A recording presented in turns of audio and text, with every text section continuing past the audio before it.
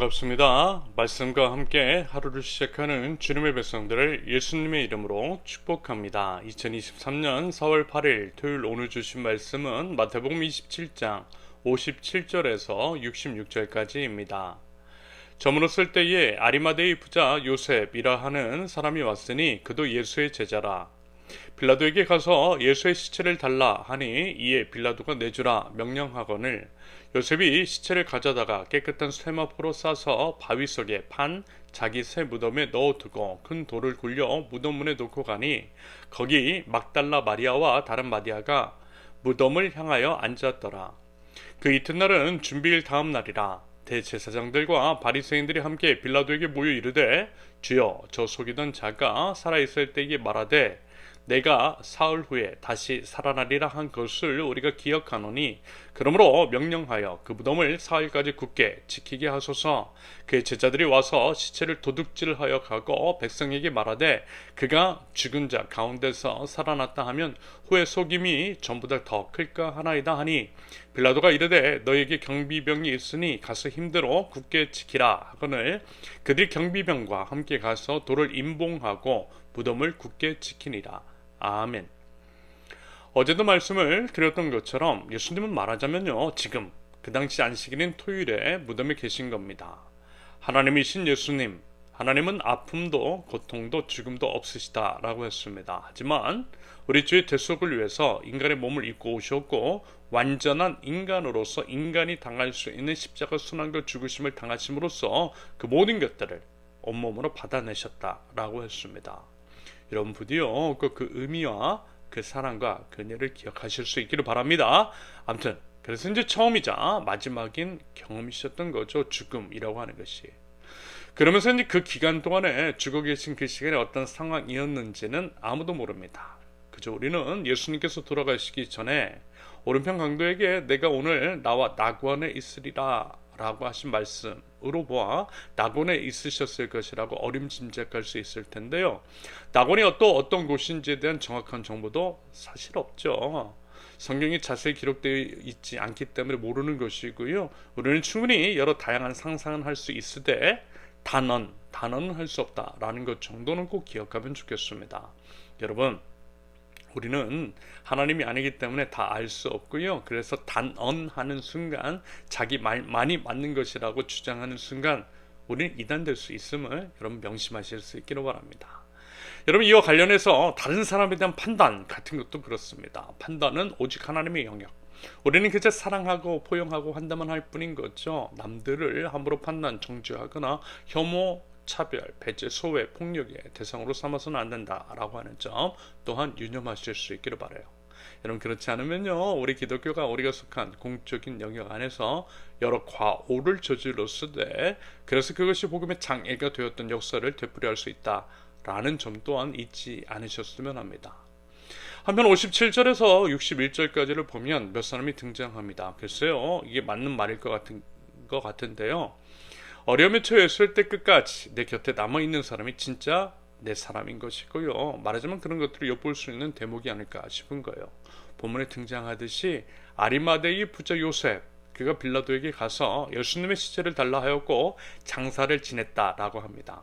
그리고 막달라 마리아와 다른 마리아가 예수님의 무덤에 따라간 거예요. 여러분 그 자리에 다른 사람들 특히 오랜 시간 동안 가장 가까이에 있었고 예수님과 동고동락했던 제자들 예수님께서 누구에게보다 넘쳐나는 사랑을 베푸셨던 그들은요 여러분 그 자리에 없었어요.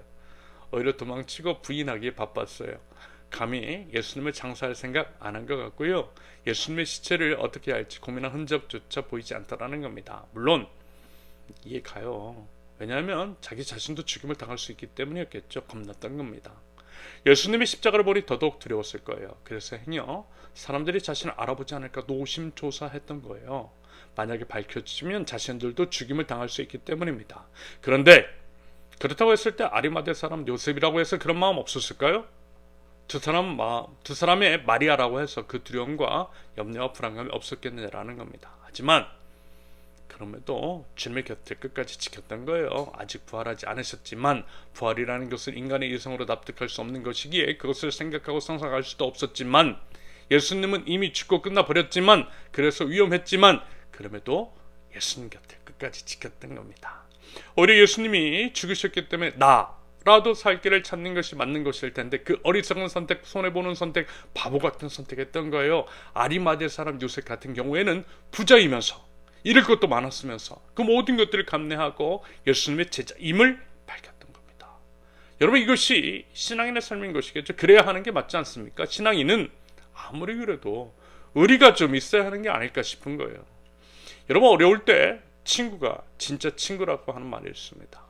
예수님께서는 자기 목숨을 버려 자신의 친구를 사랑하는 것보다 더 큰 사랑이 없다라고 말씀하셨어요. 그리고 예수님께서 먼저 그 사랑의 본을 보여주셨습니다. 그렇다면 여러분, 우리도 한번요 그 흉내 내봐야 하지 않을까요? 그러면서 이제 사실 저도요 제 과거의 삶을 되돌아보니까 자신있게 그랬었다라고는 말씀 못 드릴 것 같아요. 하지만 이제부터라도 꼭 그래야겠다 라고 하는 다짐을 해보게 됩니다. 그리고 이것이 우리 세우는 교회가 지향하는 가치 안에 있는 담겨있는 내용이기도 합니다. 사람을 세우고 공동체를 세우고 자연생태계를 세우는 교회, 공생과 상생, 지속적인 공존을 지향하고 열이 모여 하나를 세우는 하나님 나라 공동체. 우리 예수님께서 그러하셨던 것처럼, 아리마대 요셉이 그랬던 것처럼, 두 사람이 마리아가 그랬던 것처럼 끝까지 with you 해주는 저와 여러분, 우리 세우는 교회 공동체 될 수 있기를 바랍니다. 마지막으로 대제사장들과 바리새인들, 그들은요 죄 없는 예수님을 살해했으면서도 끝까지 그 완악함을 감추지 않았습니다. 그리고 중요한 것, 예수님의 말씀 다 들었어요. 듣고 어느 누구보다 잘 기억했어요. 그들은요. 그래서 예수님이 사흘 후에 다시 살아나리라고 하셨던 말씀 기억하고 빌라도에게 이야기했던 겁니다. 부활은 믿지 않았으나 부활처럼 꾸미기 위해 제자들이 예수님의 시체를 훔쳐갈 수 있으니 무덤을 단단히 지키게 하라고 말입니다. 여기서 우리가 알 수 있는 것, 여러분, 같은 말을 들었어도 누군가는 믿어 구원에 이르렀고 누군가는 듣고 기억하기는 했어도 그것을 믿지는 않았다라고 하는 것, 오히려 그것을 빌미로 더 큰 악을 저지르었다는 겁니다. 여러분, 이 점을 봐도 종종 언급을 드렸듯이 믿음도 은혜이고 믿음에 의한 구원도 은혜라는 겁니다. 마음밭이 중요하다는 거예요. 여러분, 부디 우리의 마음밭 좋은 밭일 수 있기를 바랍니다. 믿어 구원에 이르는 밭 100배, 60배, 30배 열매를 맺는 좋은 밭이면 참 좋겠습니다. 더불어 믿음을 주신 주님께 감사드리며 믿음도 선물이니 더 큰 믿음 부어달라고 기도하며 나아가면 좋겠어요.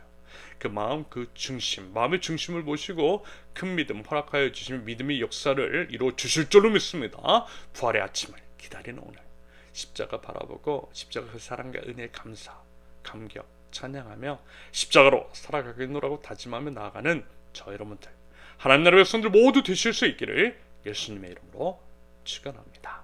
함께 기도합니다. 부활의 주님을 기도하며 기다립니다. 사망 권세 이기시고 부활하신 주님, 기도로 십자가의 삶으로서 영원한 하나님의 나라를, 부활을 기대하고 기다리는 저희 되게 하시며, 우리 예수님 그러하셨던 것처럼 십자가의 고난을 견뎌내고 참아내어 끝내 승리할 수 있도록 우리 하나님 저희를 붙들어 주시옵소서. 믿을만한 믿음을 주신 주님, 믿음을 주신 은혜에 감사드립니다. 더 큰 믿음 허락하여 주시고 믿음의 역사를 이뤄가고 하나님의 나라를 이뤄가는 하나님 나라 백성들 저희들 수 있도록 하나님 인도하여 주옵소서. 참으로 아름다운 자연을 허락하여 주신 주님, 주님 주신 것들을 누리며 아름다우신 그 하나님을 더욱더 찬양하기를 원합니다. 하지만 하나님, 저희 이웃 중에는 삶이 힘겨워서 먹고 사는 것에 치여서 그 여러 이유들 때문에 누림이 없는, 눌림만 경험하는 이들이 있는 줄로 압니다.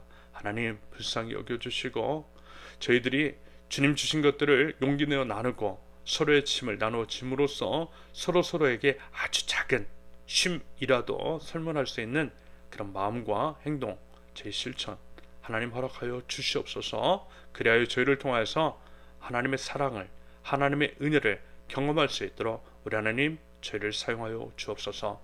예수 그리스도의 이름으로 기도합니다. 아멘. 하나님께서 오늘 주신 말씀과 각자의 기도 제목을 놓고 우리 잠시 기도합니다.